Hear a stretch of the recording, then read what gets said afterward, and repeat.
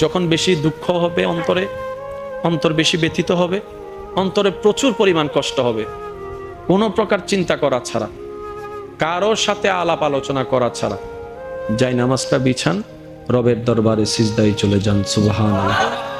চোখটা বন্ধ করেন, চোখের পানি ছাড়তে থাকেন, মন হালকা হতে থাকবে, সিজদায় রবকে বলতে থাকেন, যা বলার বলতে থাকেন, যেভাবে বলার বলতে থাকেন। মনে রাখবেন আপনার সেই মনের বেতার ভাষা হতে পারে আপনার রক্ত বুঝবে না, আপনার ভালোবাসার মানুষ বুঝবে না, আপনার প্রিয় মানুষ বুঝবে না, কিন্তু আপনি যেভাবেই বলেন না কেন আপনার প্রত্যেকটা শব্দ আপনার রব্বুল আলামিন বুঝবেই বুঝবে। সুবহানাল্লাহ। আপনি যখন ওনাকে দুঃখের কথা বলবেন, উনি আপনার দুঃখটাকে হালকা করে দিবে, সেই দুঃখের খবর প্রকাশ করে আপনাকে কখনো বেইজ্জত করবে না। আর আপনি যখন সুখের খবর পেয়ে রবের দরবারে সিজদায় চলে যাবেন, তখন আল্লাহ তাআলা খুশি হয়ে আপনার সুখটাকে আরো বাড়ায় দিবে। লা ইন শাকারতুম